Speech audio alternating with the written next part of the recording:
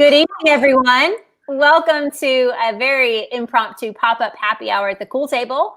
I am Beth, and it's lovely to have you here. Shelly and Patricia and Jamie and Bree and Sand Sailor 2009. I don't know that I know who you are, but hello. I'm glad that you're here. That's my old YouTube login, but I just logged out. Oh, that makes sense. Hey, Brett. Hey, Bree. I'm glad you guys are here. Thank you for joining us. Everybody else, say hello. Oh. And what we're drinking, I'm having a Cab Sav this evening. This is my second glass. So I started a little early, but it's 7 o'clock here, so it wasn't that early. Had it with my pizza. My Friday night pizza. That's the thing when we say that we're going to have a happy hour and it's at 8 o'clock. And I was like, oh, I'm like even past pre-gaming if I was going to be going out, but I'm not. So yeah, I'm sitting here with the Paloma, which I shouldn't be drinking because I think I've made it clear that I pretty much have a grapefruit allergy, but they're so good. I can't imagine having a fruity drink with the fruit that I know I'm allergic to.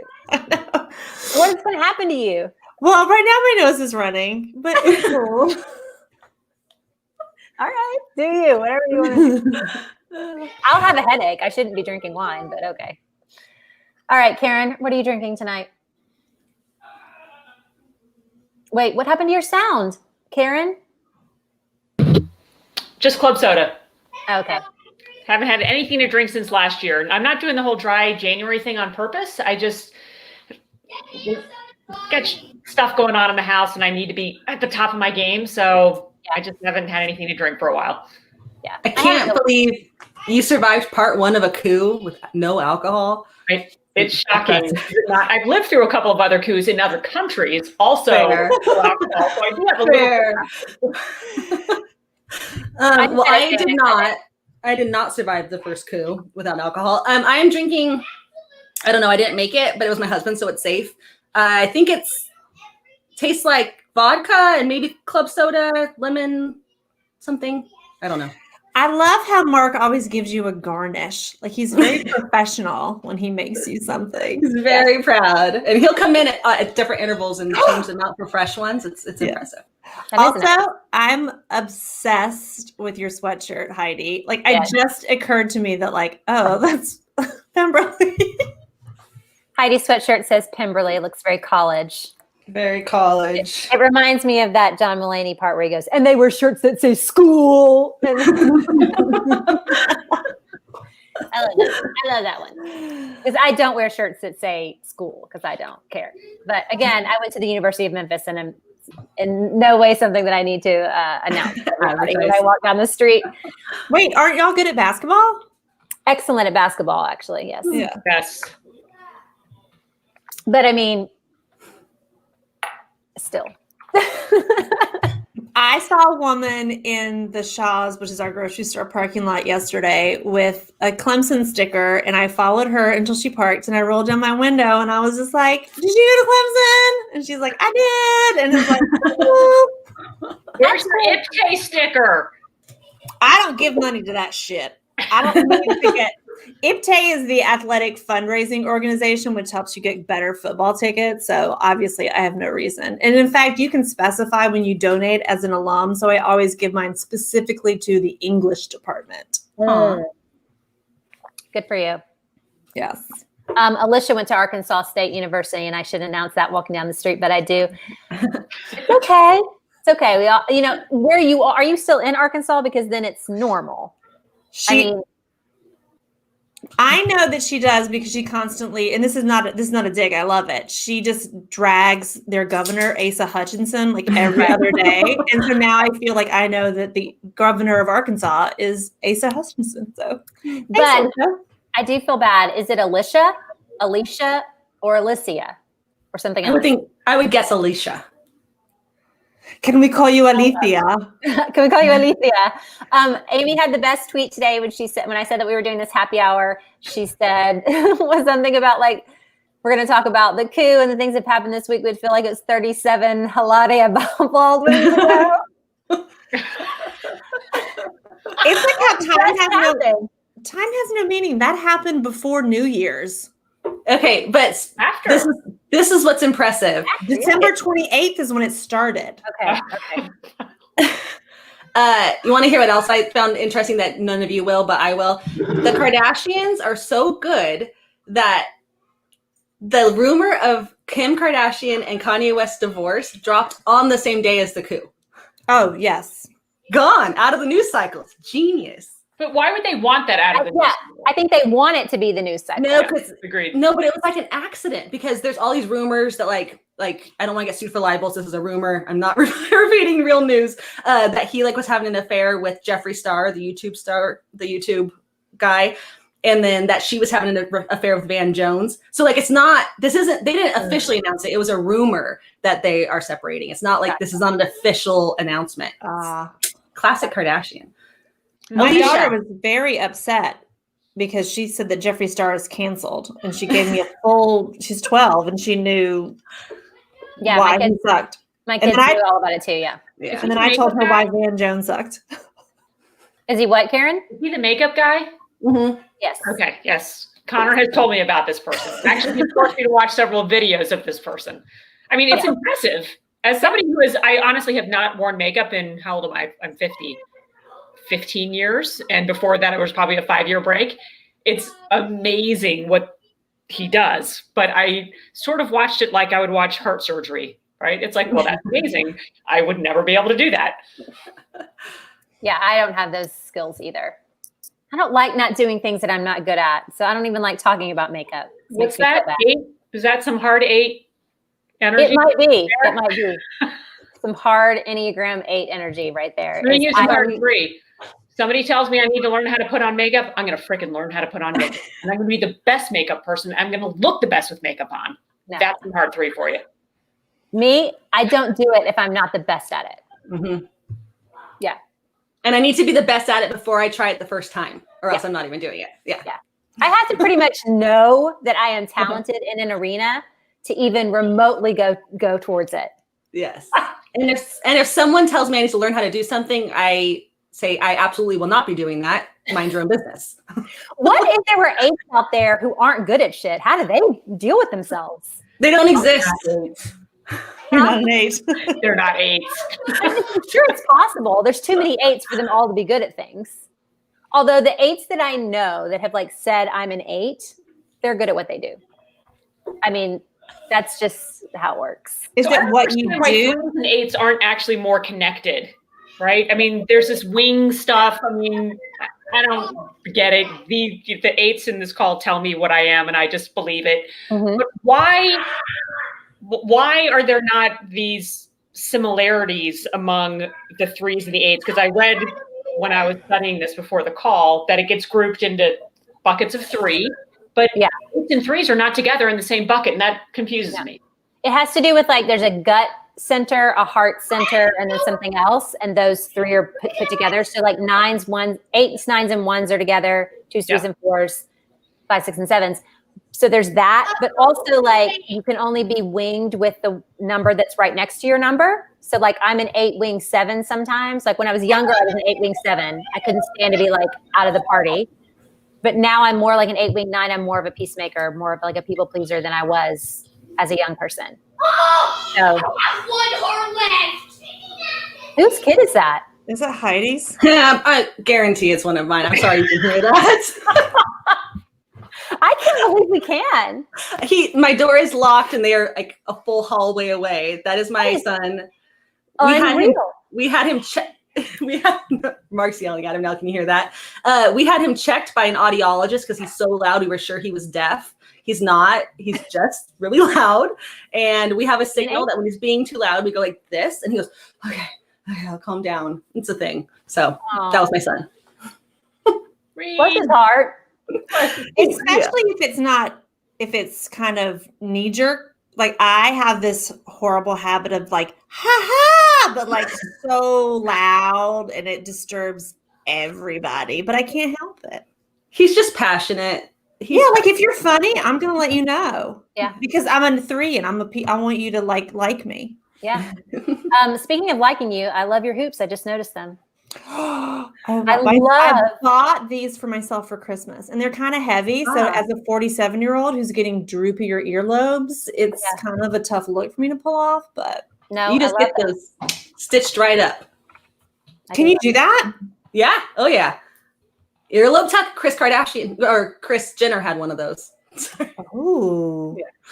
It's too many tucks for me. So if you guys are interested at all in the Enneagram, you can do online tests. So those of you who are totally out of it, it's just like a mystical, it's like, well, not really mystical. It's based in like brain science, but a lot of religious mystics have used it for like 1,000 years to kind of coordinate like how people react to things and what their personalities are and how to motivate them to do better.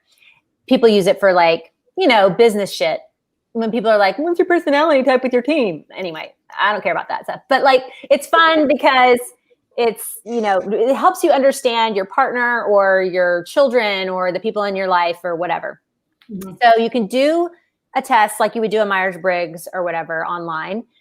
But the best way to kind of figure out what you are is to do one of those and then kind of look at like maybe your top 3 and then go read the types and see which ones you identify with the strongest.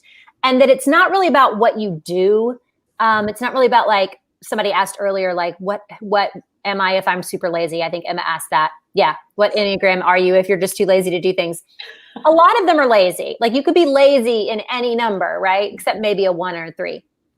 But the difference is not what you do. It's what motivates you, what your desires in life are, your inner goals, and then your biggest fears. So like for 8s, Heidi and I are 8s, and our biggest fear is being controlled and being vulnerable.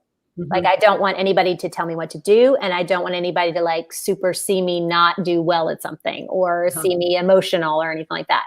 And our biggest desire is like to not be controlled. That's basically it. I don't want anybody telling me what to do.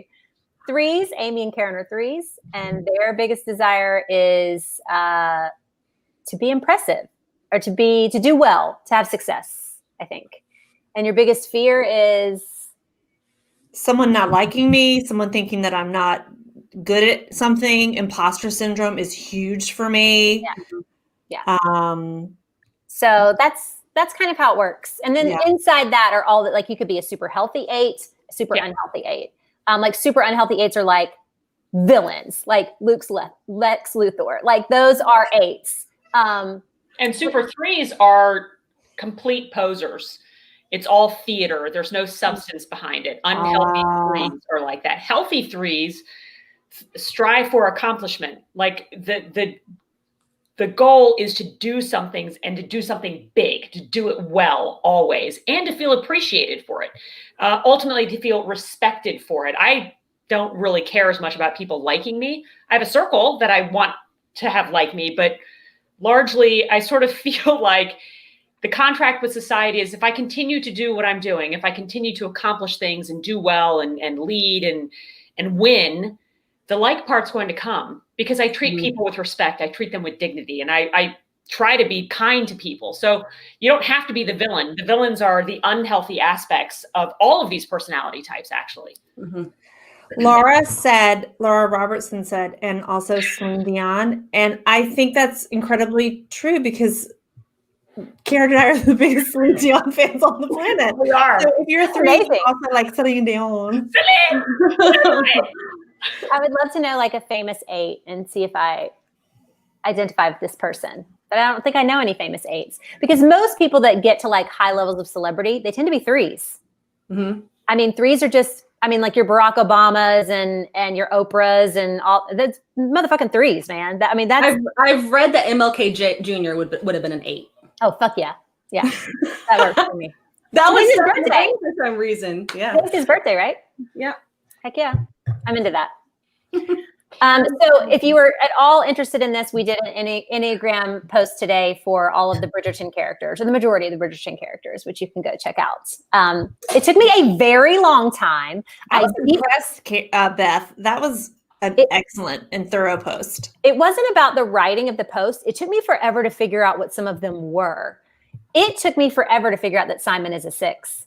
but he totally is a 6. Mhm. 6s are very anxious and they need support and they need to feel safe and they're like hold really fast to their values. They're very loyal, but a lot of times they're super unhealthy too. He is 100% a 6, but it took me like a day and a half to figure it out. I had him down as an 8 and all this stuff. That's not right. That's not right. It took a long time, but it's very interesting. If you care about the Enneagram at all and you watch Bridgerton, it's very fun.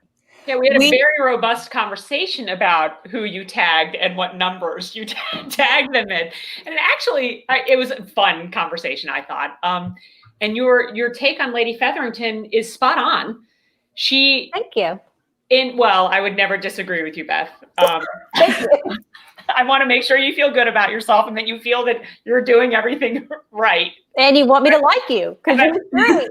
I don't give a shit if you like me. No, that's not true. You are in my circle, so I do care if you like me. And I don't mean that speciously. You are right about her. There are some unhealthy 3 aspects to her character. Obviously, 3s want to appear to be successful, but that borders on vanity, right? A really unhealthy vanity. And she absolutely embodies that. She's also a woman of her time where it is all about appearances, but you can't, while sometimes you could question her methods, you can't question her love for her daughters, right? Yeah. Once we kind of peeled back that onion, I 100% agreed with you. Yeah. It takes a minute to think it through, but it's the ambition in her life and the need to do things well and do them right. And then like once she has a problem, she's just on it. She's going to fix it, even if it's not, she's 3. Yeah. But it's kind of classic Enneagram for everyone to see their person and go like, ugh, except for the 8s. 8s always like their person, but everyone else always goes, no, I don't want that person to be who represents me. That's very like the person you react to the most. Like that's not the one I want. It's probably your Enneagram number. If it's accurate. I mean, there's always inaccuracies. Yeah. We should post, Emily asked a link to this brain science test, which cracks me up because I know that Emily is a PhD in psychology. No way. Oh. Hold on. I have one. Yeah, Emily, tell us how we are. So this is Ruby's godmother. And so she's an excellent resource to have when I'm just like, help. I want to talk to you, Emily. Yeah. Okay, I'm going to put a link. You would love her, Karen. She's a real American hero. She works for the VA in Seattle, working with veteran Alzheimer's patients. Oh, wow. Thank you, Emily, Very for cool. what you're doing. That's incredible. B just said, Christy, Google will give you a quick intro. The podcast that sounds fun has an interview with Suzanne Stabile. That's a good intro. And her book, The Road Back to You, is a next step digging in. I have heard of and read some excerpts from that book. Yeah, if you're interested in it, you can go deep into it. It's not hard to find. What are the Trump kids? 6. That's 666. That's the numbers I would give every one of them. Oh, probably. I'd have to think about it. I don't really know what all of their motivations seem similar, which is just like pure greed. They probably have a little bit, some of them are probably 8s. Mm-hmm. But maybe, like to Karen's point, Don Jr., who's totally just, a facade and coked up and wants daddy's love, maybe he's like the bad 3. Yeah. Yeah. I mean, you would have to really get into why they do all of the shit that they do. Is Tiffany just a total loser, or does she have some motivation for being like the one who doesn't get anything done? Is Ivanka a 1? Georgetown law. She's not a slouch.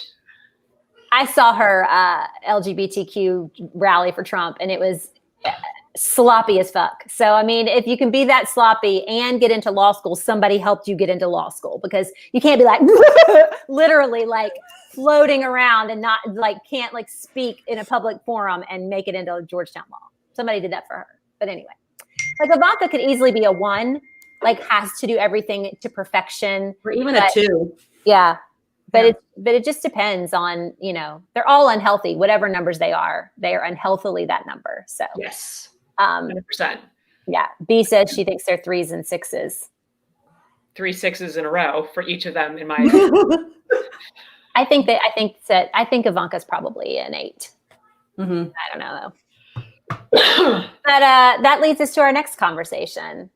This week has been a crazy whirlwind of horrificness. So it's been a week and 2 days since the insurrection at the Capitol, which was just the most bonkers day.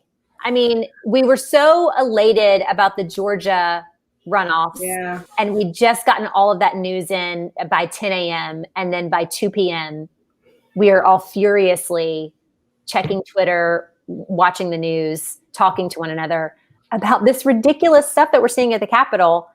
And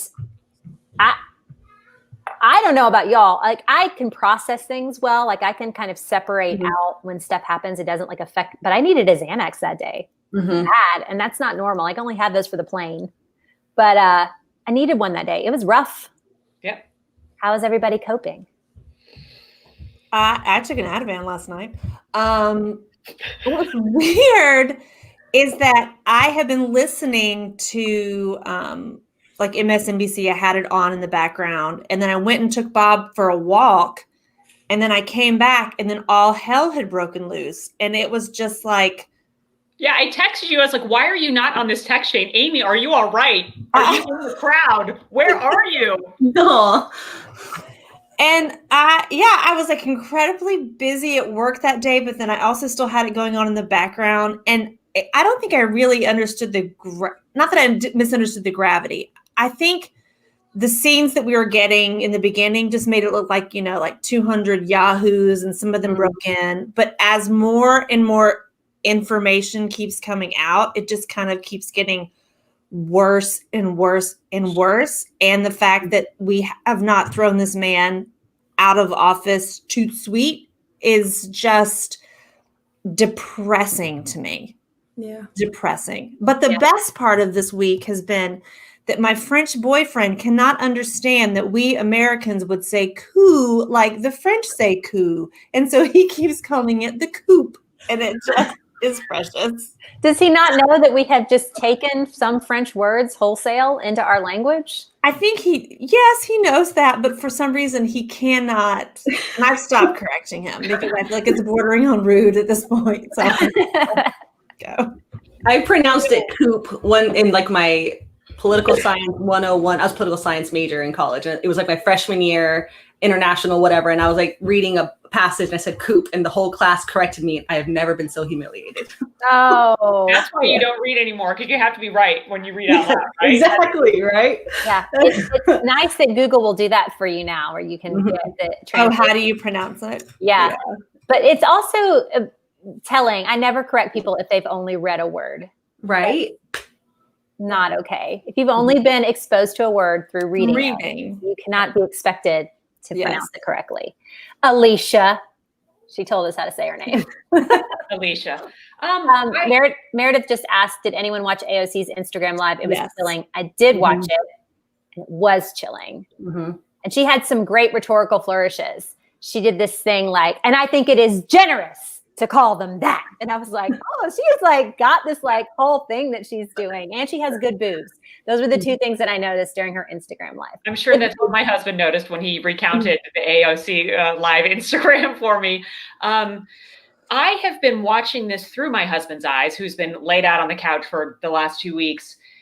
We did watch it unfold live in the afternoon. I have a television in my study, and he happened to be in here, and we kind of glanced up and we were like, what the hell? And then we decamped back down to our middle floor family room and just started watching it unfold, really aghast. And I couldn't sort of reconcile the images of the Capitol building and other sort of symbols of democracy and our founding city with these Goombas in their MAGA hats and Trump flags and flak jackets that they bought at A&N and marching and attempting to make this grandiose statement about their victimhood. It was just the dichotomy was so stark. And in the initial stages, the video was grainy, you couldn't get it. And I turned to my husband, I said, any second now, CNN or MSNBC is going to get somebody's live feed, because everybody had a GoPro. They like had cameras on themselves. And sure enough, over time that happened. And so, I was a journalist for almost a decade. So I sort of watched these things with a critical eye. It's like, why are we not seeing it from this angle? Oh, they're inside now. Is there another camera? I started thinking like that. And I didn't kind of process it until later in the day. And I realized I was like shaking with anger. I was so raw and furious that this had been organized, supported, cheerleading ahead of it. But when I woke up the next morning, I felt deflated. I thought, well, it's just going to blow over like everything else blows over. And it's been very interesting in the last 7-8 days to watch it actually build momentum. It's getting stronger and starker, and it feels like the resolve to get rid of these John Birch wannabes is stronger than it's ever been. And I have hope that we will be able to eradicate it. But it's been a journey, man. It's been a wild 8 days. Mm-hmm. Like, how do you deprogram a large swath? I'm not saying this like I'm honestly asking the question. A lot of these people need to be deprogrammed. Mm-hmm. Yeah. I mean, you can get into Q just as quick as you can get into Heaven's Gate or Nexium. I mean, it's a cult. Yeah. Mm-hmm. I think that there's a lot of like, if their lives get better. I mean, not that any of their lives are particularly, that was what was so unsettling, is that like one of the women, the Jill, whatever, from Texas, she took a private jet down with people. Right. Yeah. Poor people don't have time off or the travel funds to go down there for this kind of thing. This was all very middle and upper middle class. Yeah, it was very middle class. And I do feel like if there are, and this is just coming from somebody who legitimately, people I know well, before COVID, if COVID was not going on, would have been around this week. Yeah. Literally were the kind of people that were there. I have friends that are very close that I have known for years, who I've been on trips with, who went to the Million MAGA March. Mm-hmm. So that is the world that I live in. And if it weren't for COVID, I would be seeing these people still regularly. Now, I think hopefully I would not be. I would have distanced myself when I realized that that's what they were doing, because before COVID, it was just, they were like sort of maybe sometimes saying Trump 2020. You know what I mean? But nothing like what's going on right now. Yeah. But I think that those people, when progressive policies get instituted and it really truly makes their lives better, for not having to pay for college for their kids potentially, or getting, Medicare for all, or like if real progressive policies get enacted, maybe potentially it will help move them towards the deprogramming, because they're so, communism and socialism is not going to affect us or whatever. And I think if they really see what really happens with progressive policies, and that would go by the wayside. Or are they just so incredibly racist that they're mad then that Black and brown people are also getting this help from the government doing what the government should do? It's certainly motivating for some of them, I think. Yeah. Absolutely. Yeah. For sure. What's crazy to me is of the things that I have been so mad and angry and upset about, never once has it occurred to me to drop my pants and take a shit anywhere and then rub it on something to prove a point.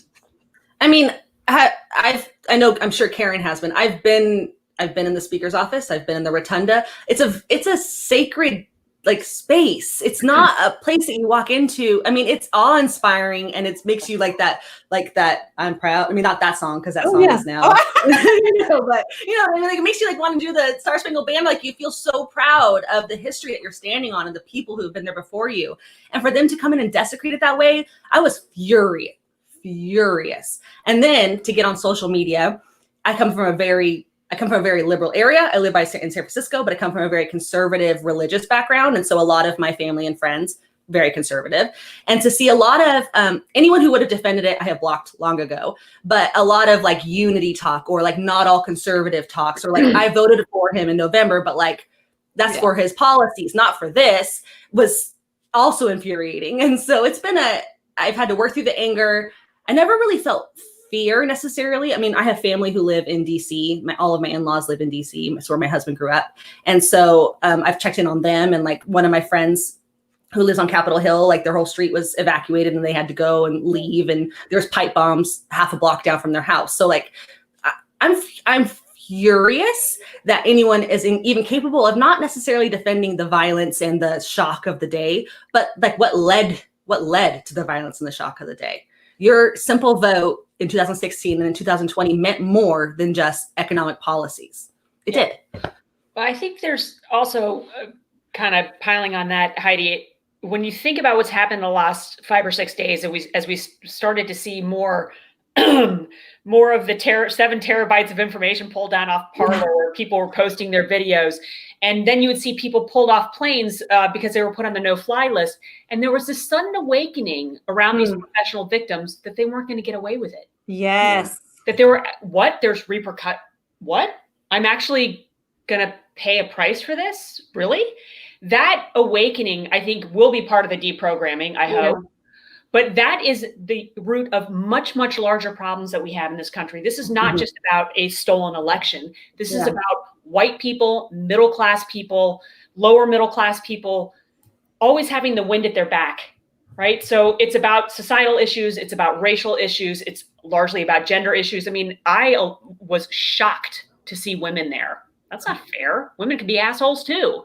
But typically, they don't resort to that kind of violence. But hey, maybe women are sick of this shit too. I don't know. I think the fact that these people could possibly pay the price is so shocking, even to people that don't agree with them. Like the fact that I'm like, oh my God, this might actually happen. That's awful. That I would be surprised when we see time and time again, especially in the last year, because it's been sadly highlighted, somebody shoplifting and shot by a cop.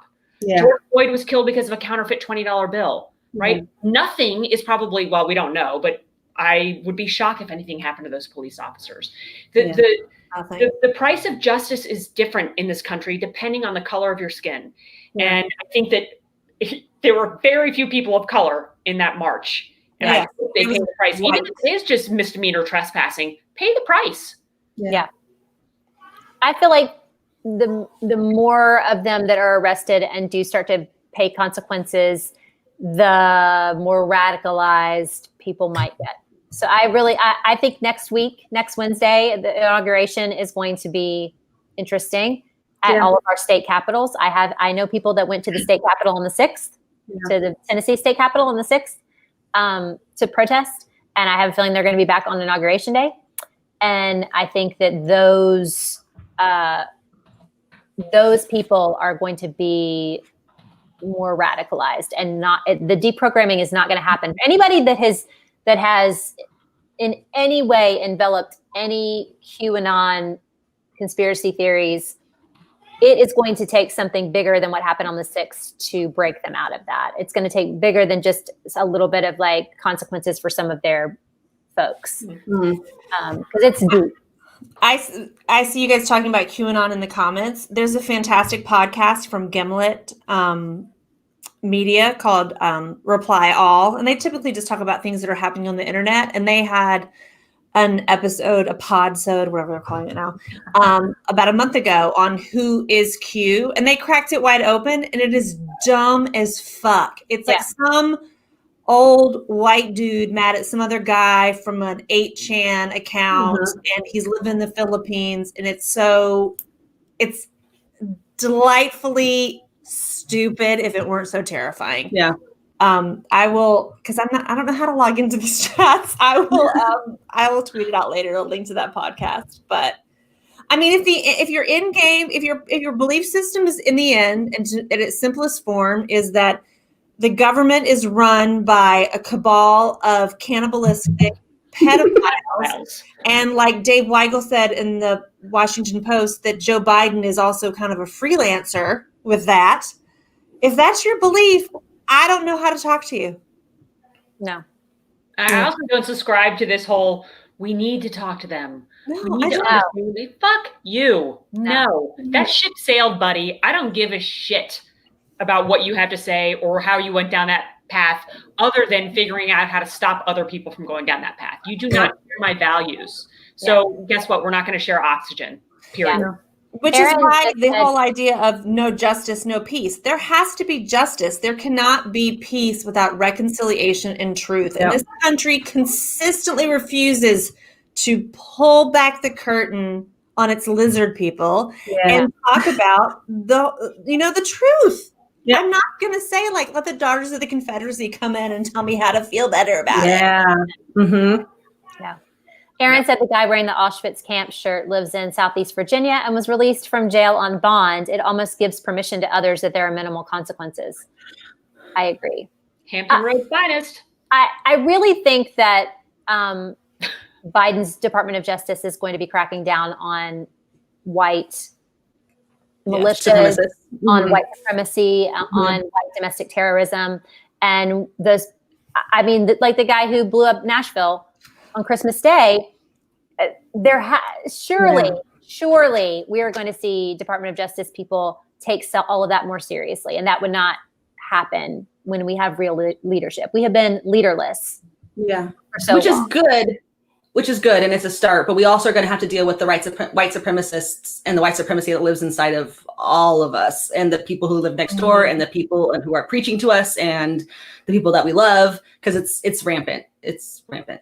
Yeah. It's very sad. It's very hard to. It's not hard to stand up for it. I feel like I've been doing that for years and years and years. I mean, I have consistently been doing that in my life. Do it a lot more now, even though I don't see people. But it's still really hard to get people to recognize how it affects their lives or what they do to participate in it. That is still a hard thing to do. It's very easy to say. I had a friend who just used a slur one day. He's not really my friend. Actually, he's a Memphis cop, yo. And he said something that was racist. And I was like, you can't say that. You know, this was 2 years ago. It's like, you can't say that. And my husband was standing there and he was like, man, leave him alone. I was like, no, he can't say that. You can't say what you just said. And he was like, oh, no, I'm just kidding. And I was like, no, you can't. You know, I've always been like that. But it would be a much harder conversation to sit down with that guy who's a Memphis cop and be like, here's how you participate in white rage and white fragility and white supremacy on a daily basis. Let me break it down for you. That conversation would go nowhere. He would never, ever even begin to see it. He might see that he shouldn't have said that slur in front of me, who's like sensitive, but he never would understand his own proclivities for white supremacy or his own culpability. He just wouldn't do it. It's too underneath that thick skull. Yeah, but it's the small conversations like the, hey, you can't say that with one of your peers who you respect, that it goes somewhere. It does. Yeah. Oh, then I'll respect me. Maybe not, but I'm an 8. He does not respect me. But anyway. And a woman. I get it.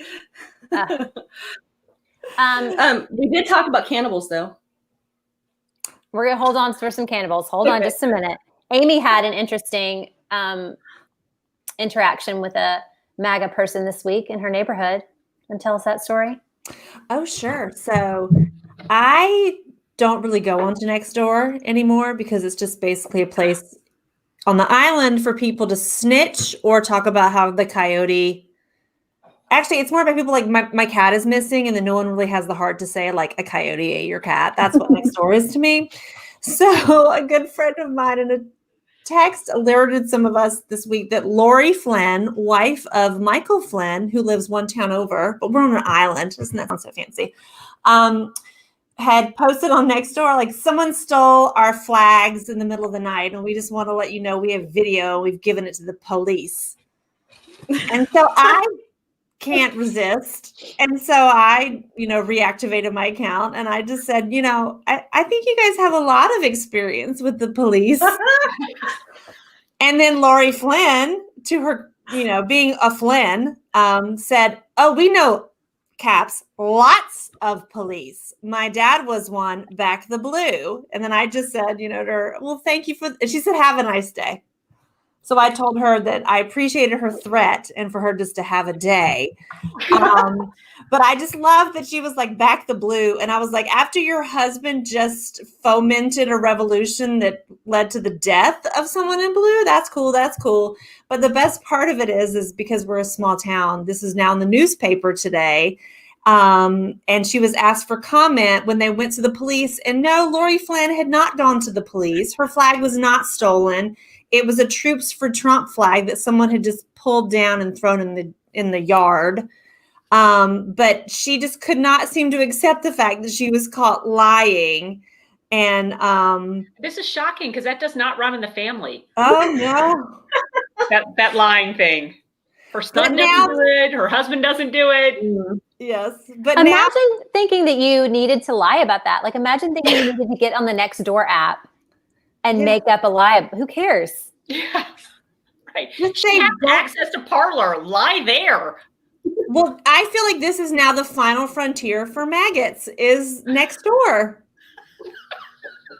Yeah, they might. Nextdoor hasn't banned them. That's true. We got to get Amazon to take down Nextdoor now. B and Emma want to know about your cameo porch, Amy. Update on the cameo porch with the pineapple. Oh, I think she meant perch. Oh. So, I had said that I was going to spend my stimulus $600 on just cameos for myself of like people like pumping me up. And one of them was going to be Ric Flair because his was $500. And the $100 one was going to be the guy, James Kennedy from Vanderpump Rules. But I haven't gotten my stimulus check yet. And I'm not saying like I'm a rich person, so I don't know. Has anybody gotten them? Did they actually go out? Yeah. I didn't get one.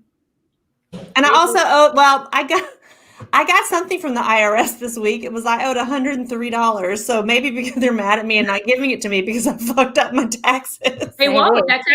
They won't. Jerks. If you owe or you haven't filed, they will not send it to you. I had filed and I owed, and I even filed an amendment because I had forgotten. I was so honest. I had like a 1099 for a little freelance gig that I did. And I guess I screwed up what I was supposed to pay on it. Yeah. But they sent me, and this is how great it cracked me up because I got the second notice yesterday. And that had been mailed on December 22nd. And I got the first notice today, and that had been mailed on November 28th. Weird. No, they want to know about your porch, your neighbor's porch with the pineapples. Oh, it got worse, y'all. It got what? It got worse. Okay. Oh my gosh. So my neighbor painted they have a colonial blue home, and then they painted the entire porch like red, candy apple red, but like shiny.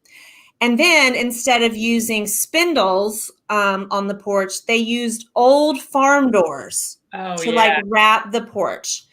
And then they hung these like cameo things that are cameo pineapples on top of that.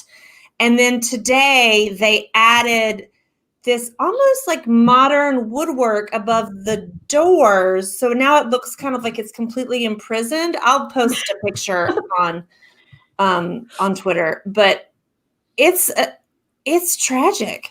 Do you have like HOA standards on your little island? We are not in the historic section of town. And normally I would be like, that's cool because it seems onerous, but I would at this point appreciate being in the What's weird is, have they replaced the front door yet? Because don't they have like a hideous Home Depot Victorian aluminum door after they've spent all this money and style to redo the front? They still have that? They still have that. That's the tragedy. Unbelievable. Are they new neighbors? No. His house looked like shit for 20 years. I mean, I've only been here 13, but it's like he just decided one day of like, he got the stimulus check. Yeah, they just are having fun. And some free doors. Yeah. I think what makes me most crazy about it, I feel like he has used the doors as permission to not make it level. It's cattywampus, and it's that house reminds me of the house in Silence of the Lambs. Oh, stop it. I'll have nightmares. So my neighbor, we are right outside my kitchen window, which is right over here. It's that way. There's 3 big windows, and it's our driveway, and then it's my neighbor's driveway goes directly into his garage. So I can see into his garage if I'm looking out my kitchen windows right here. But I don't ever look into his garage because why would I do that? Well, today, my daughter and I are standing right here, which is at the corner of our bar in our kitchen. And we're talking about something. And I just barely look up and out the window, which are open. My blinds are up, because it's sunlight. I don't like to turn the lights on. And he waves at me from inside his truck and then goes out. What the fuck? You're in the middle of your house. A, this is the middle of my home. I wasn't at the window. B, you can see me during the day? He can see me? Let me see those titties. And then I call Ryan and he's like, not only can he see you, he has a camera that faces that part of our house. He can see all the way to our garage door and all of that. Plus, if he can see me, and he did see me, and he thought, there's Beth in her robe talking to her kid. Why wouldn't you avert your eyes? He's watching you right now. Act like you didn't see me. He was in his truck. Just pull out and go about your business. Why would you wave? If I accidentally spotted a neighbor in their window in the middle of the day at night, my eyes would just glance past them and I would just keep on about my business because that's not appropriate to let them know that I can see them. Can I ask for a judge's ruling on something though? What if your next door neighbor, you can sometimes see in their house and they have the cutest fat baby and you're always looking to see if you can see the fat baby? That's different. Are you waving at the fat baby?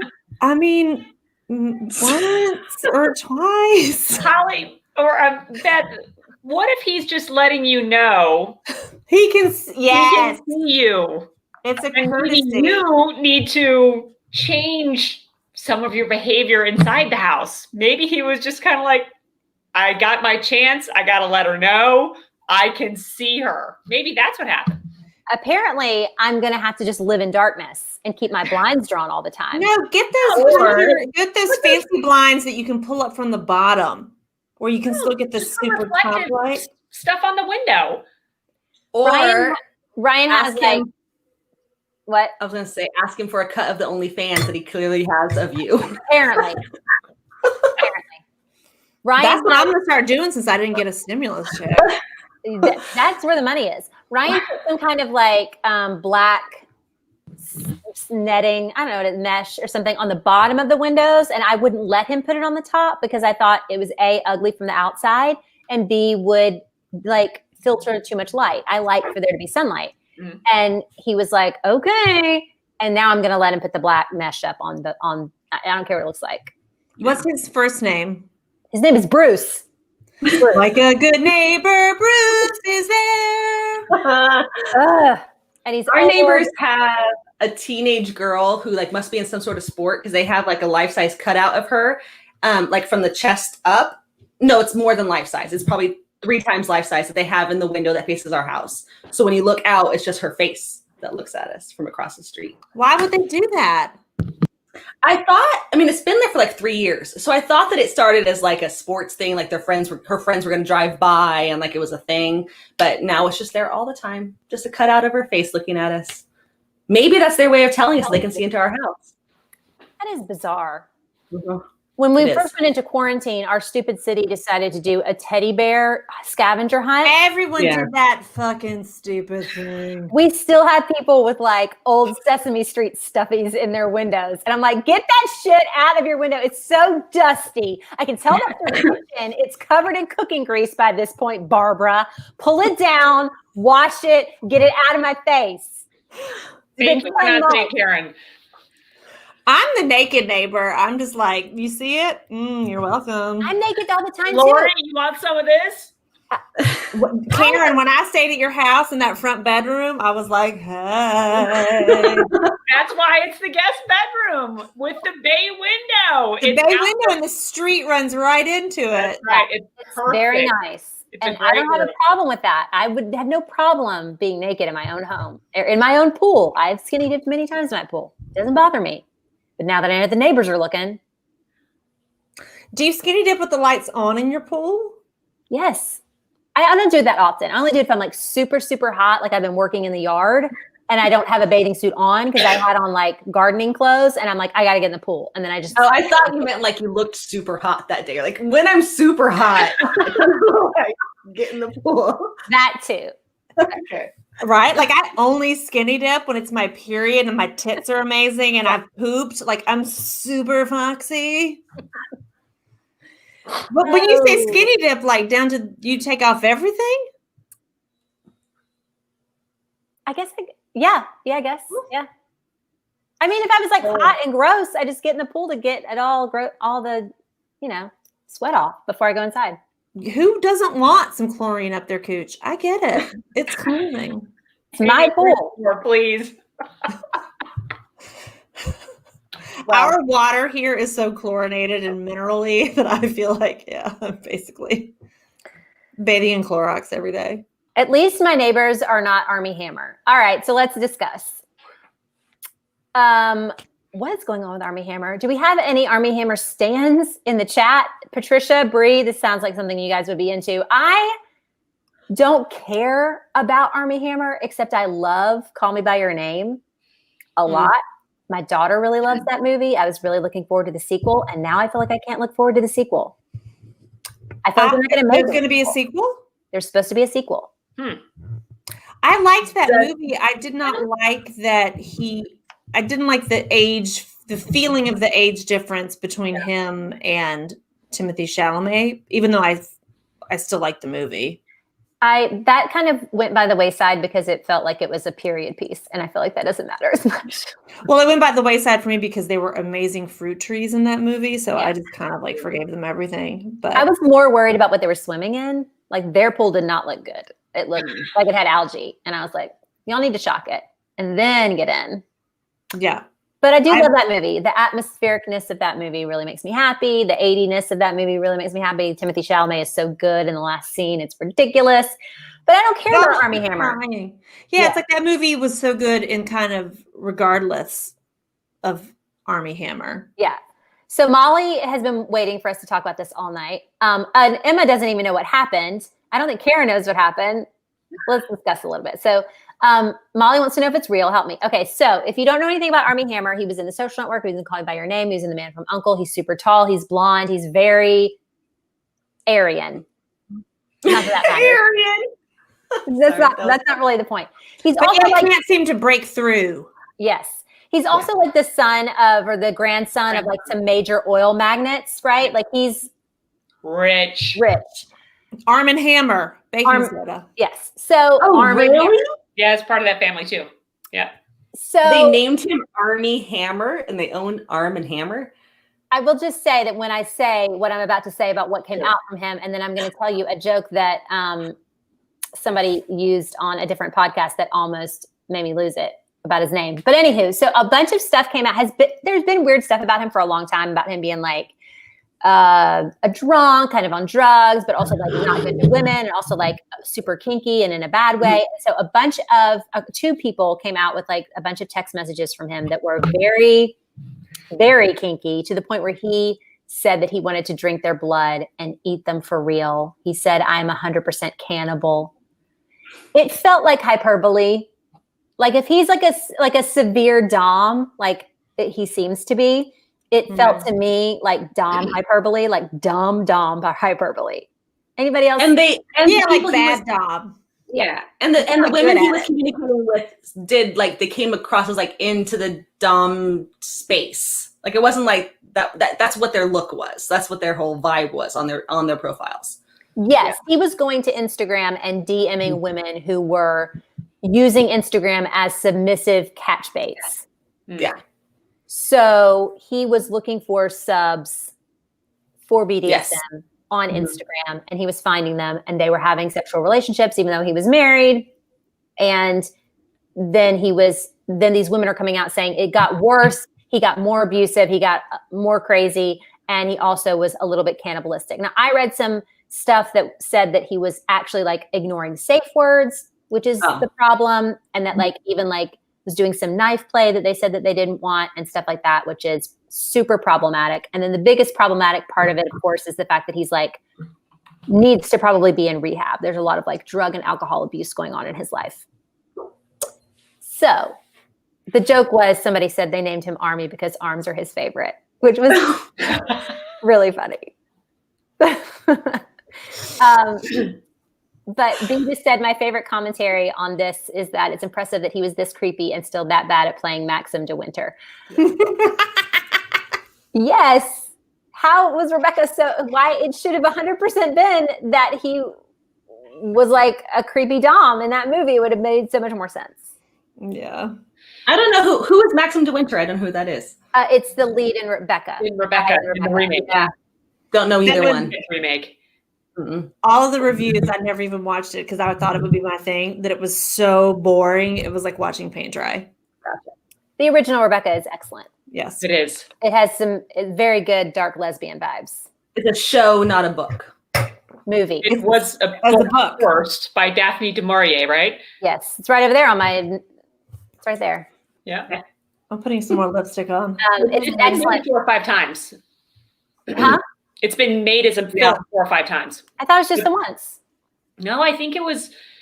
There's an old this was version. at least the 3rd time. Maybe one was like a made for TV in the 70s, but I think this was the 3rd iteration. But it was Olivier, right? Yes. That's the good one. Yes. Also an a-hole in real life, like holy shit. Yeah. But apparently now the fallout from Hammer is that he's losing contracts. He was supposed to do a movie with J-Lo that he just got axed from. They're just scrambling, trying to get like his PR people. And he came out with a statement saying that none of it was true, that it was spurious and all of that stuff that they always say. Didn't at least one of them take it back? Like one of the... No. I might be mixing it up with someone else. There was another Somebody scandal did post a text message or a DM from that same person that then said that they were kidding, that the Canada thing was silly, but then that person came out and said that was fake. That somebody had faked that DM. Right. So Okay. I don't think it's been taken back. And then I've read a lot of like blind items and stuff like that are basically like, he's been weird forever. Everybody knows this. The Daily It's been Mail around for a long time that he has some weird sex stuff happening. Yeah. Yes. And the Daily I mean, not to like kink shame. I have zero kink shame, but just like that there's been some things. Yes. The Daily Mail has like a whole section of like his private Instagram, and he's done like videos where he was like, I don't know where my room is. I don't know where my hotel room is. Oh, here's the bathroom. Here's the shower. Oh, the bed looks good. And then on the bed is a woman on all fours in some black lingerie, but he's like acting like you can't see him. You know, and he's like, oh, in the balcony. Like that's the kind of stuff he puts on his Instagram for his like inner circle. He is a douche and a half. Like his wife and children? Not his wife and children. Well, he's like in the middle of a divorce where he's fighting for custody, and she kind of like fled to the Caymans to get away from him, which is why he's there right now. Oh, Right. Do you think? Oh, that's interesting. He's in the middle of a divorce, so this all came out in the middle of trying to figure out. Oh, that's interesting. But he's even when he was married, even back in 2013. I hate that I'm retaining this in my brain, but he had a GQ interview where he was just like, "I'm so into BDSM, but you can't do that anymore when you're married. Your wife won't let you pull your hair," and he was just. And then the woman that he had a relationship this summer ended up having to go into a type of rehab for the emotional PTSD she had from dating him. And the most funny part of reading her article, because it was in page 6, I mean, not to give Rupert Murdoch any credit, but was that she said, he makes you feel like you're his entire world and that you need him. But in the end, he needs you because he's completely broke. He has no money.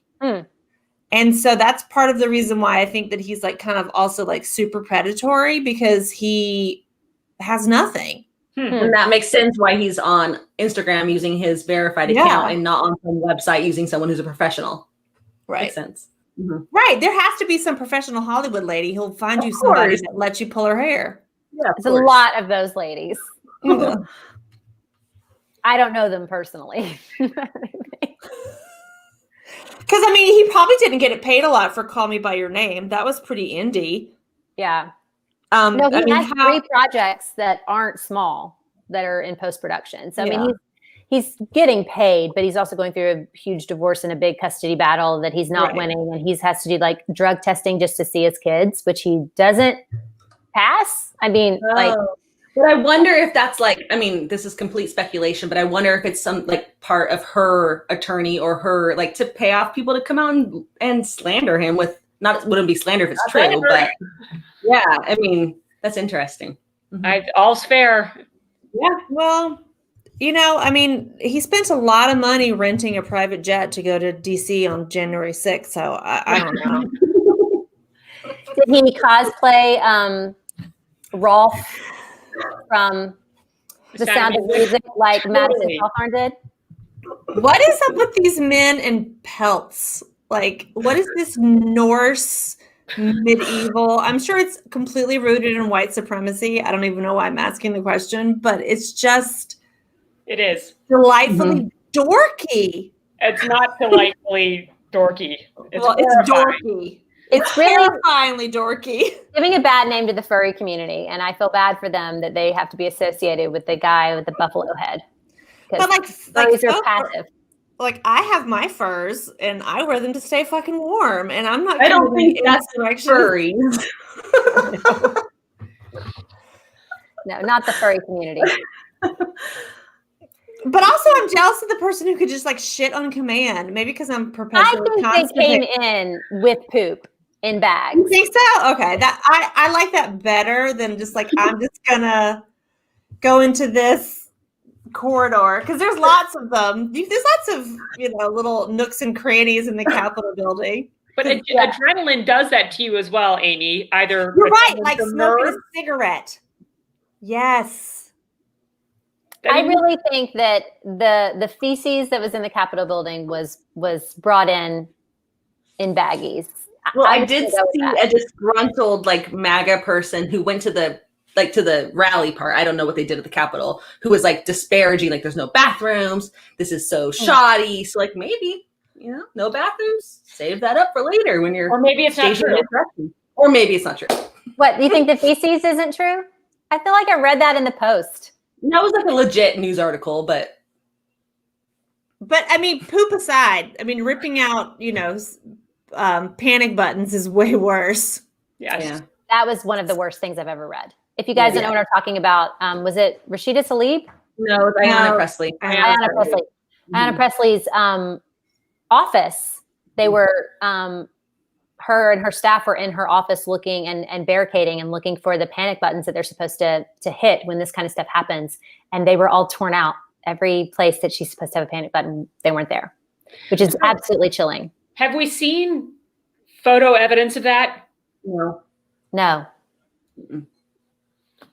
As a former journalist, I was highly suspicious of this story until I saw some sort of corroborating evidence. But she's a lawmaker, and the phrase "torn" is also incredibly incendiary.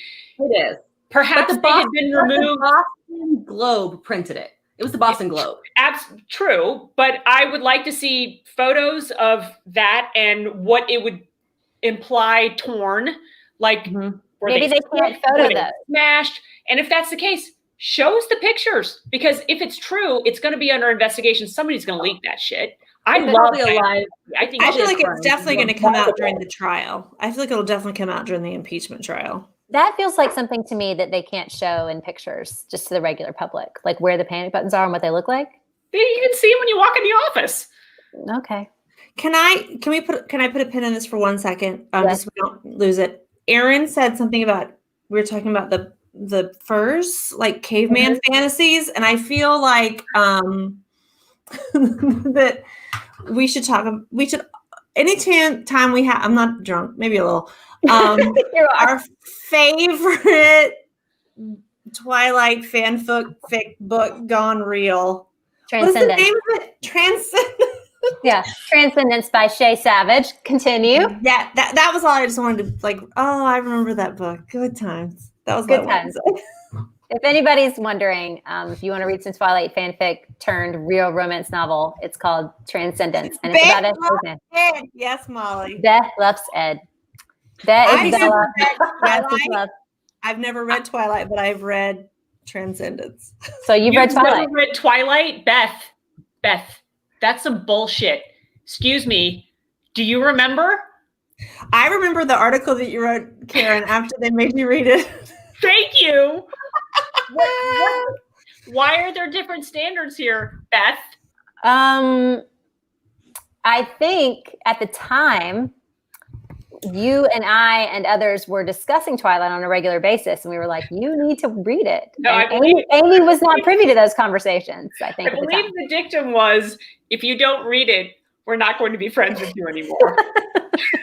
I think that's exactly Because what you kept happened. coming at us with opinions about it, and we were like, "Well, you have to read it then." And my opinions did not change after reading it. No, that's not true. It was a great read. Amy, it's actually fun. It's a fun read. Patricia's never read it. Come on now. I'm fearful to read it because I know that I love to fall into bad shit, and I don't want to get sucked in. I don't. It doesn't matter. The book got better. I liked it. Well, there's nothing to get sucked into anymore. The fandom, it's gone. Completed. Yeah. The whole thing is Here it completed. comes. Yeah, it's a cycle. It was a cycle that if you didn't get into by 2010, you can't get into it. It's like double dutch.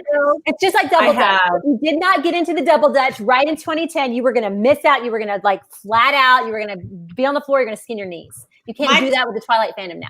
My to be read pile is way too big. Twilight will take you 2 hours to read. Yeah, it's bad.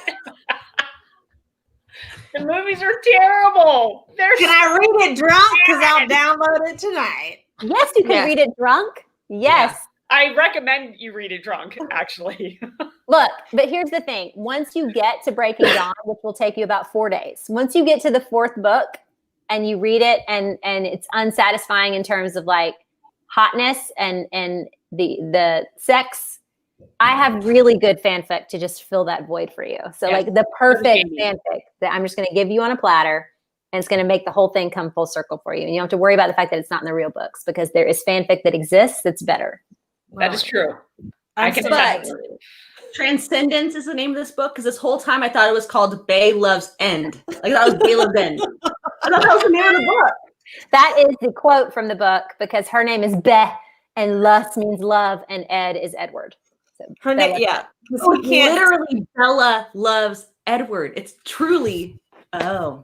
Because they transcend the fact that he is still not of the species that has the language in the brain, but their love is so strong that it transcends that to where he can go, bleh, eh. Yeah. It is not a good book. It's not good at all. It is a very good book. It really isn't. It really isn't, actually. I cried. The end is good. The end is good. Let's give you that. My sister is over in the chat still talking about how COVID can transmit through stool. So, I mean. Can your sister tell us Can your sister tell us whether or not you can get COVID twice?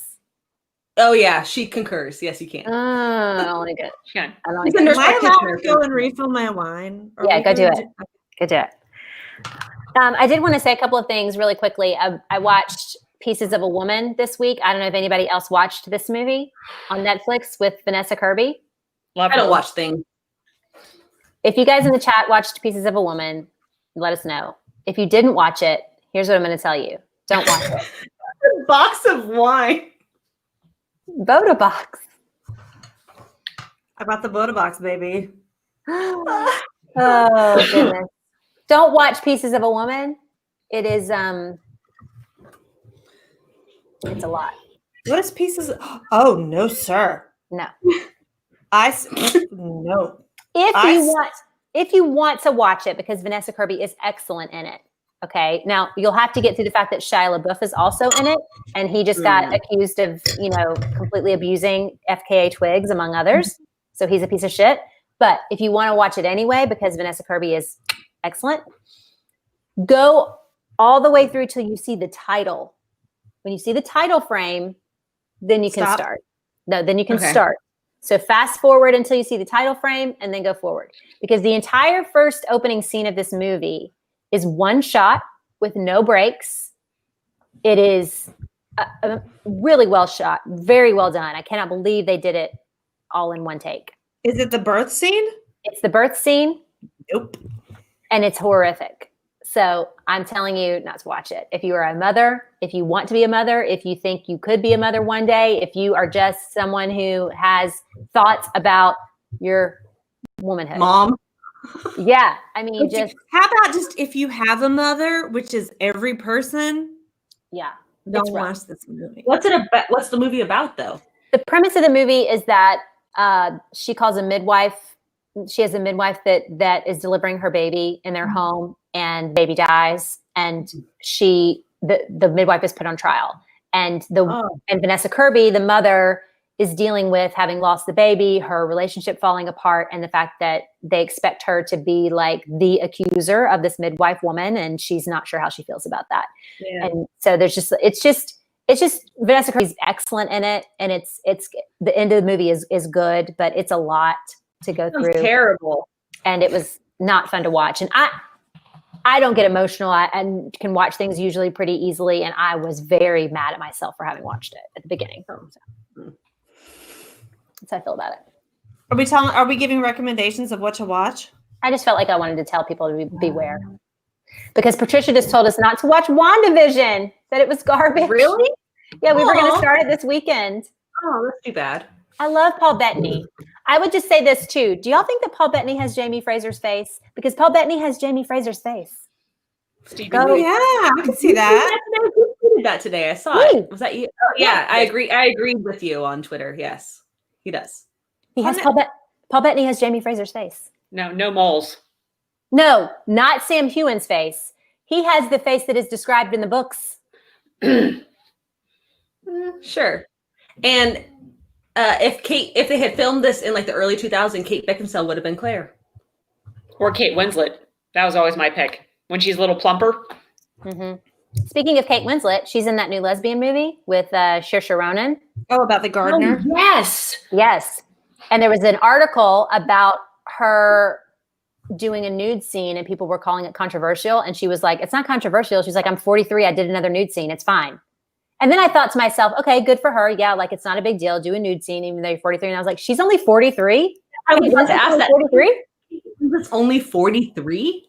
Yeah, she was 17 or 18 when she was in that Australian movie, right?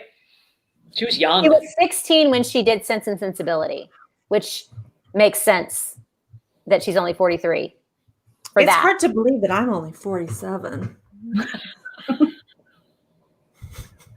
You're 47? It is. You're really good. I am 47. I thought you were 44. I'm 47. Anyway, that's how I think about Kate Winslet. I was born the year that Richard Nixon was going to be impeached, but turns out Donald Trump got impeached this year. Oh, yeah. Yay! Double impeachment. I have a recommendation of TV watching. Okay. I hear something like a car zooming by. Oh gosh, vroom It was vroom. motorcycles by the house. We started it last night, and again, my boyfriend is French. Lupin on Netflix. That. So good. The guy playing, I don't know what his real name, what the name of the character is gorgeous. A snack. I was very tense and high intensity. What's it? The subtitles? Oh yeah. No, it's dubbed. Oh, even worse. My version is dubbed. Oh, we watched the version where it was just subtitles. We watched it in French. Oh, well, maybe we can change it because it was dubbed and Ryan and I couldn't. We watched half an episode and stopped. Oh, we watched it in French. Okay, maybe I can do that. It's good in French. Okay. She says that a lot. Good in French. It's very James Bondy kind of Casino Royale. The first one with Daniel Craig. Little Ocean's 11-y, little The Towny. Yeah. It's heisty. It was a heist. Mm-hmm, but yeah, watch the in French version. Okay. So I've been watching. I'm assuming. I've been watching Discovery Witches because apparently that's something we do. I've been also watching. That was a shame thing to say. We're gonna see. We're on second episode, season 2. I liked episode 1. We'll see. Okay. I am watching Meredith Mare, or she recommended 911. I started watching Lone Star 911, which is about Rob Lowe being a fireman with cancer in Austin, Texas. It's terrible and wonderful. But what I'm really into right now is Ted Lasso on Apple TV. It's just pure goodness. It's so good. So good.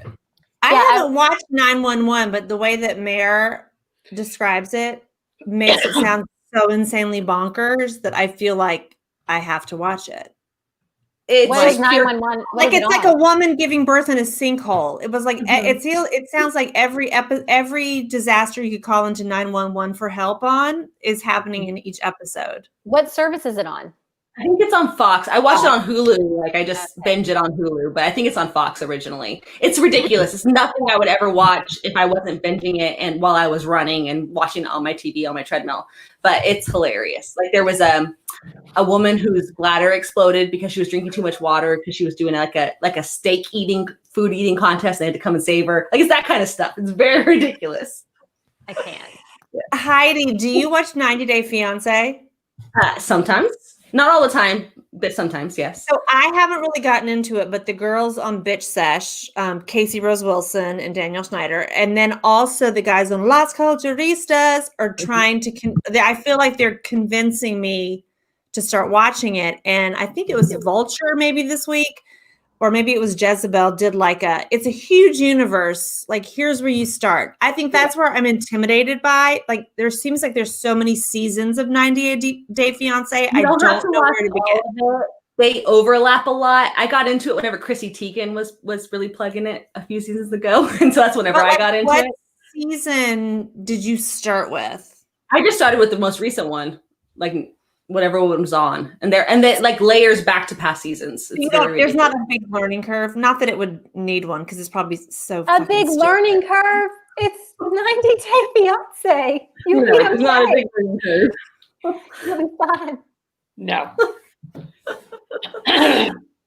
Alicia said that she read the rest of Bridgerton and desperately wants to do another Bingerton. Now that she has all the context clues for the little looks and nudges and such. We will do another Bridgerton very soon. We're going to have to talk about the show again, but then we also need to do Dumb Benedict's book and get to Colin's book as well. So we'll do that soon. We're in the middle of a discovery of witches right now. So we're doing that. Which is terrific. I can tell you. Hang on. I don't watch it. Architectural Digest. Seriously, just the homes that these vampires live in. I mean, I don't care about the chateau, whatever. It's too dark. Paint it. Come on. Put in some freaking central heat. But Marcus's home, which it should be in London. I'm not sure why there's this auction house in Oxford necessarily, but the home he lives in is just Marcus. Is this? Did you watch season 1? You didn't watch the first season. Yeah, I watched the whole first season. He was Marcus is his son. Marcus is Matthew's son. Gap tooth. Vampire. Doctor. He has a house? When did they show that? Well, it's in next episode. It's okay. I saw it on Saturday. Okay, I haven't watched it yet. Tomorrow. Yeah. So gorgeous. Gotcha. Karen and I have watched ahead. Mm-hmm. I can see that. Yes. Sorry about that, guys. Not too much ahead. I've only watched through episode 3. Mm-hmm. You got screeners? Yeah. Cool. They're very cool. Very cool. Way more cool than I am. What, the screeners? I got screeners for Bravo. Actually, I think you gave them to me, Heidi. I did. Yay. Alicia, you do not need to read it to watch it. Actually, this adaptation is good enough where you don't have to. You'll thoroughly enjoy the show.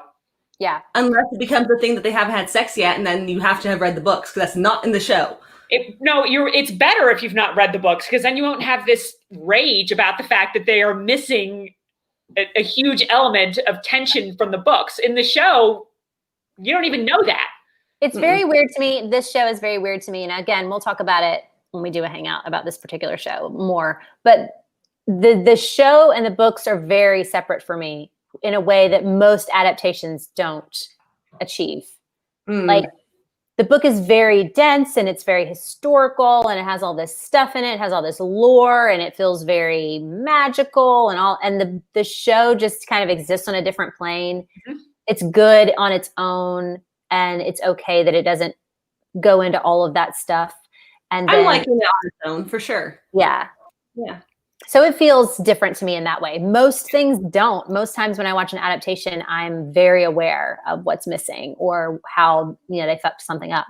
This doesn't do that, really. 100% agree. I don't even feel the need to go back and read it after watching it. It's not like one of those ones that I want to, I guess I can't think of something that I've watched and then had to go back and read it.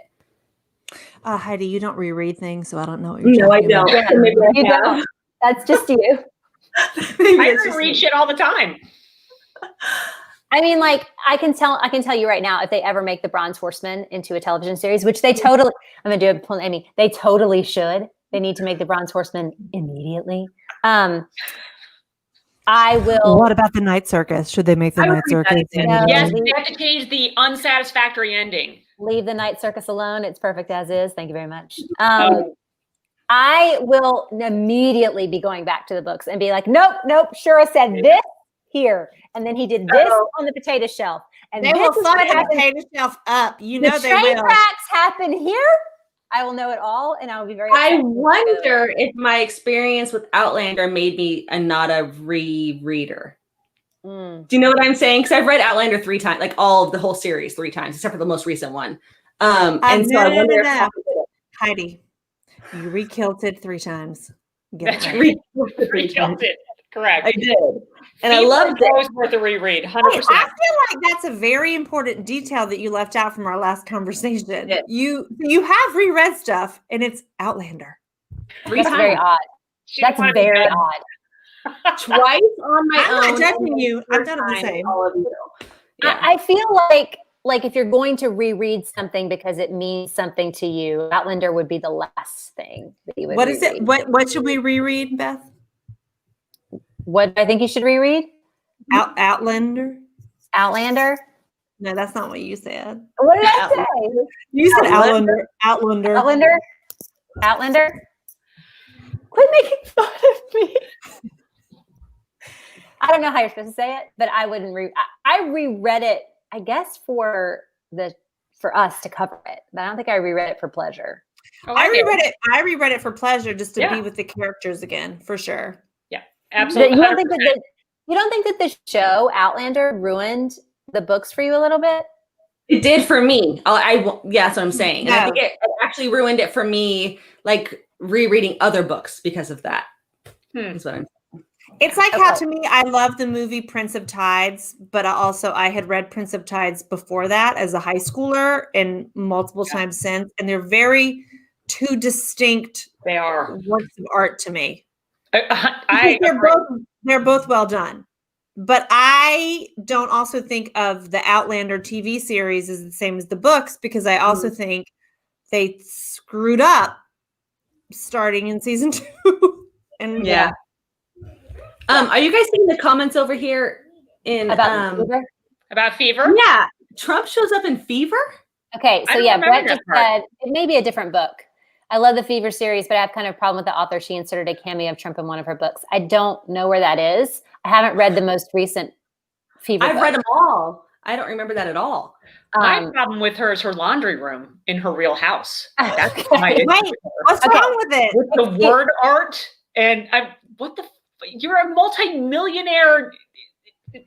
Is it home goodsy? Time out. It's not always a bad thing, Amy. Yeah. Oh, I spent a lot of money there. You cannot complain about her house because she was carbon monoxide poisoned and she might have been going crazy, and she might have bought word art because she didn't know how to deal with the fact that she was under carbon monoxide poisoning and she was hallucinating. Not good enough. Next. But also, Karen Moaning, and I'd say this as someone who's met her and been around her, is a fucking genius. Yeah, I love her. Genius. I have never been more wrong about an author.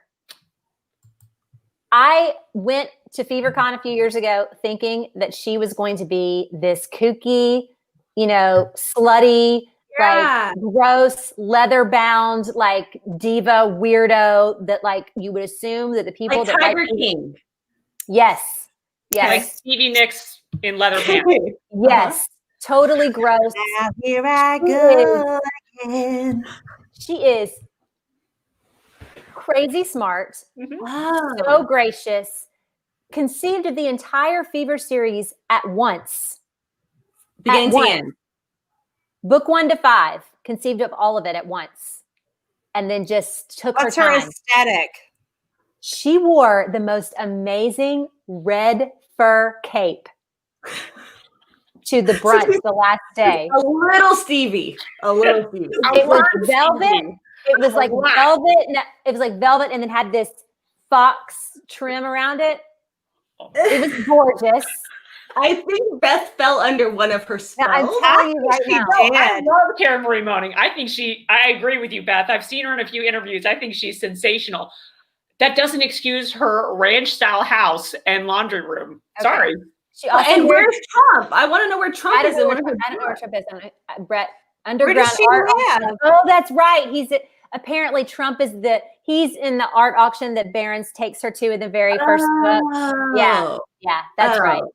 Okay. So it wasn't like he's just there. That was before he was all bad. Those people were all bad anyway in that thing. All those people are bad. What year did she write that book? I mean, it's like 2004 or something, or even before then. So it doesn't signify to me, Brett, honestly. But I mean, I know that it sounds like I'm being crazy because obviously she does do cuckoo cuckoo stuff. But in terms of like being impressed with her, it was very easy to be impressed with her. She was incredibly smart. And they were like, I've met a lot of authors and I'm not easily impressed. Karen Marie Moaning was very cool. So, who's the dumbest author you've ever met? Don't stop kidding. I'm just kidding. Do it. She's 69. She's a Capricorn, and she started reading at the age of about her skincare regimen. She have amazing skin, and she's not dumb. She has a PhD in zoology. But there are different levels of that. She's not the dumbest author I've ever met. I've met a lot of authors at a lot of signings and a lot of interviews, and a lot of them are very stupid. So if you're ever planning on writing a book, just do it because you're smarter than most of the people whose books we read. Right? I mean, someone wrote the book of Ezekiel. I think his name was Ezekiel, and that book sucks. Yeah. Purely Amused has an awful author story, but she wants to keep it to herself. Don't do that. We put it up on the internet forever. That's Purely bullshit. Amused. Okay? They can live on the internet forever. Get drunk and tell us a bad story.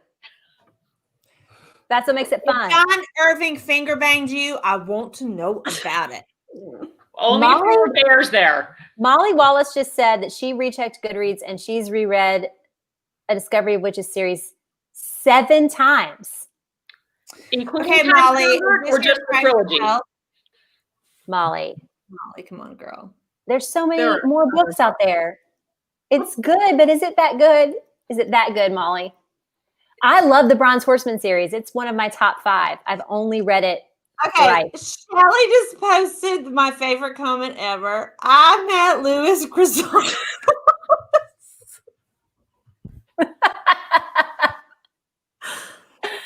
He was sweet as pie. Well, I bet he was. That's cute. I just feel like I haven't thought about Louis Grizzard in probably 20 years, so I just love that. And I keep playing with my hair, but I'm sorry. Because my roots are so bad.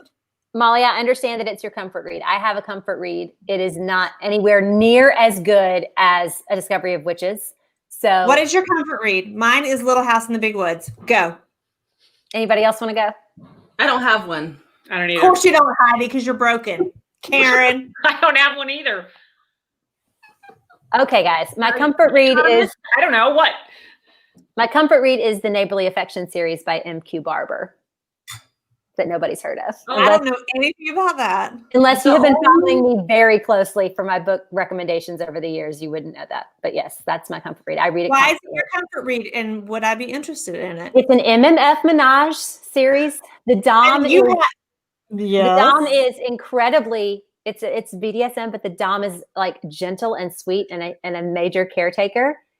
And there's a sweet cinnamon roll sub boy that he loves. Wait a second. It's MMF and you haven't like... Wait a minute.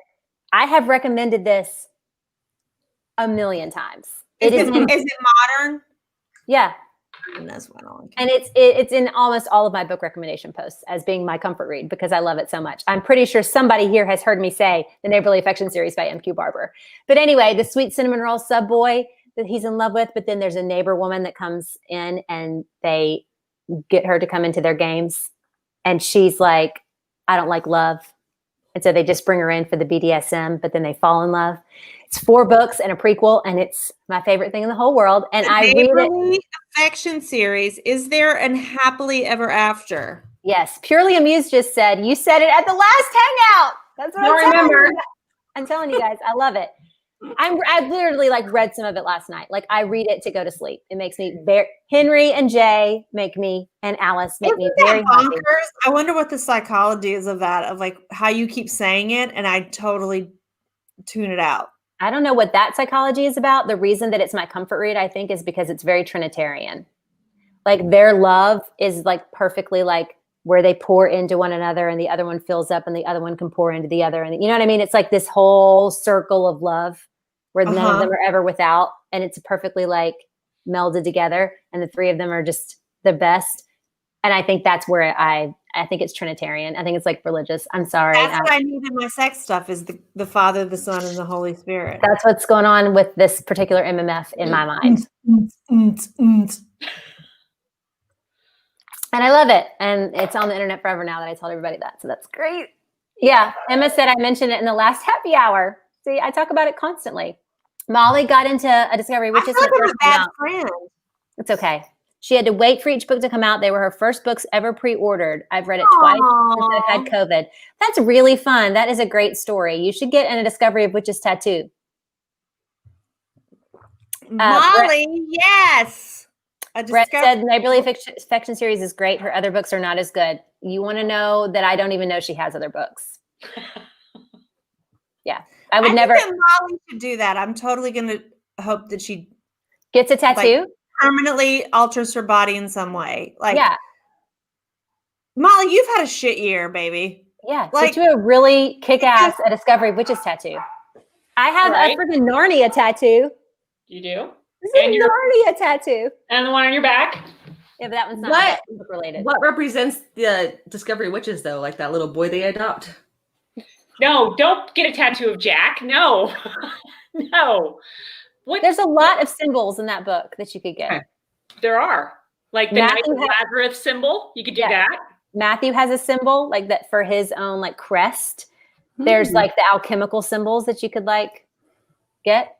I mean, I don't know what any of them are really. That little balloon baby thing from the book. If you wanted to get a uterus with a baby in it on your body. Is that what that is? It's a symbol. Yeah. Oh, makes sense. Serpents, a lot of serpents. The dragon. Yeah. The tree of life or whatever. I don't know. That. You guys, just wait. Have we read anything like highbrow lately that's not, and I don't say high, like something that might get like a Man Booker Prize? I am currently reading The Prophets. Okay. Which is a debut novel by somebody who I can't remember because he's a new author, but it's about these 2 slaves or enslaved men in the 19th century, and they're in love. They've been in love since they were young, and one of them came to the plantation where they are, and everybody just kind of like looks the other way, but then some like this band of religious zealots come into their area, and all of the enslaved people around them and all of the owners and everything around them start to like kind of turn on them and quit looking the other way. And anyway, it's heartbreaking. It's very, very lyrically written. It's beautiful so far. And I'm only about, I would say 15% into it. It's really good. I read the Book of Longings earlier because Beth recommended it, which was truly fantastic. And then I just finished Cast by Isabel Wickerson, which is also really good. Yeah. What's that about? It's her follow-up to the Warmth with Other Suns. And it's about how like the systemic racism in America can be described or defined in the caste system of India. It's really good. Oh, wow. Yeah. I just finished, it's kind of old though, Florida by Lauren Groff. She wrote The Fates and the Furies, and there is a little free library right by Gilles' house, and I was dropping off a couple of books that I didn't love, but I thought someone else loved them. And I saw it in there and I was like, oh, I'll try this. And every chapter is about, it won, it was nominated for the National Book Award, but every chapter is about people either living in Florida or people that have come from Florida or related to Florida. And it was so interesting to me because I think we all just kind of fucking hate Florida if you're in Florida, sorry. But it's just kind of like a disaster state. But it was just so fantastic, but also gave me such incredible anxiety because global warming was a huge part of everybody's story, and rising storms and tides and hurricanes and snakes and everything. And it was just wonderful. And it was also just kind of nice to escape to Florida every night and a different person's point of view after doom scrolling, because I have to force myself now to put my phone down and say, stop looking at this shit. But while I was doom scrolling last night, I found, and I probably shared it with everybody, the best tweet. It's so bad, but I love it. I get pulled over. The cop asked me how fast I was going. I asked the cop, where were you on January 26th? And I'm just like, oh, Twitter. Like, Twitter saving my life. Anyway. Where were you the afternoon of January the 6th? Yes. Well, it's funny because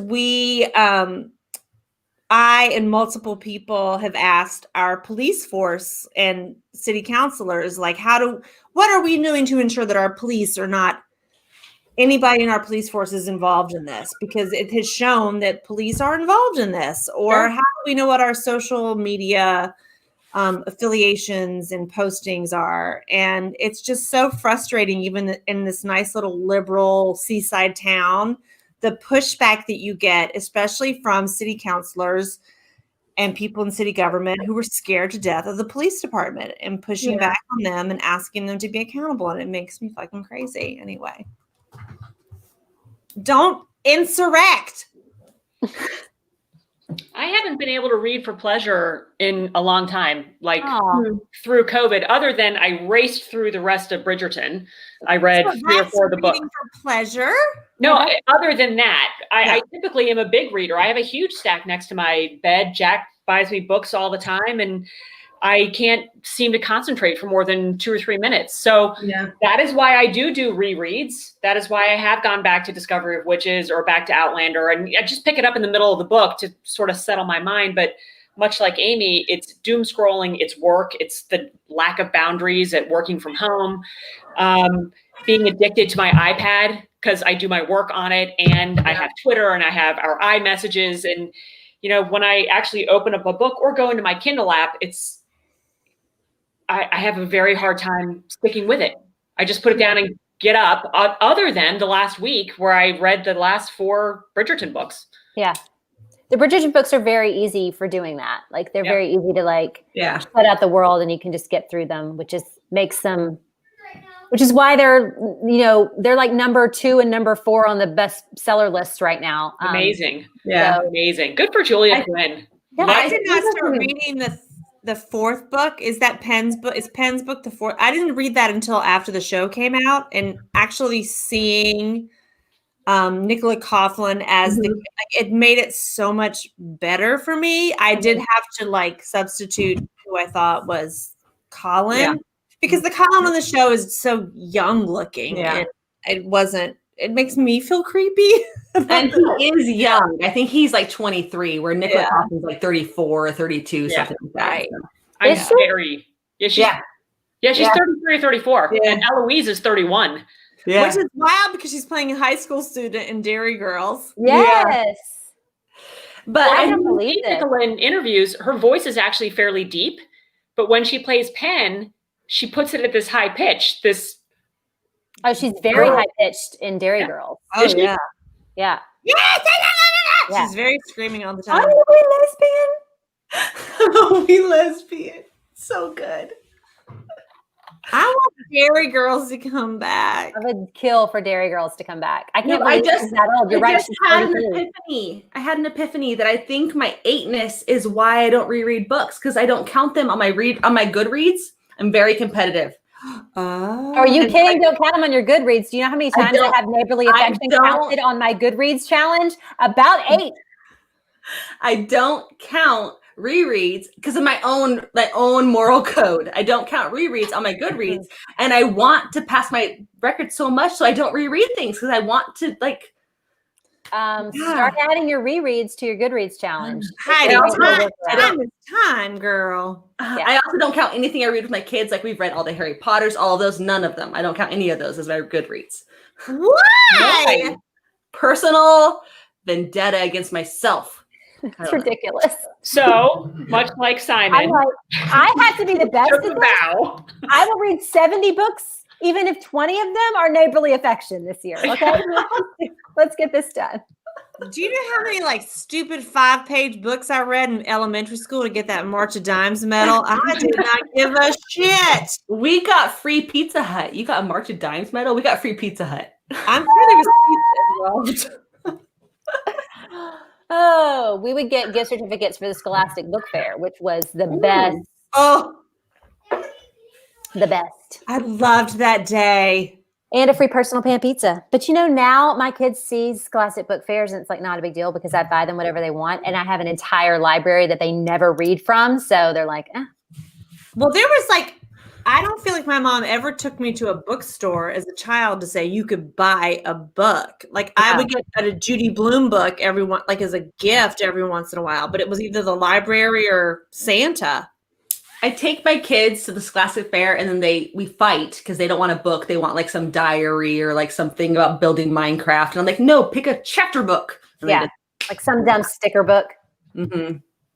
The last thing that Emerson bought at a Scholastic Book Fair was the Thai Beanie Boos guide. Yeah. She has 140 Beanie Boos. Yeah.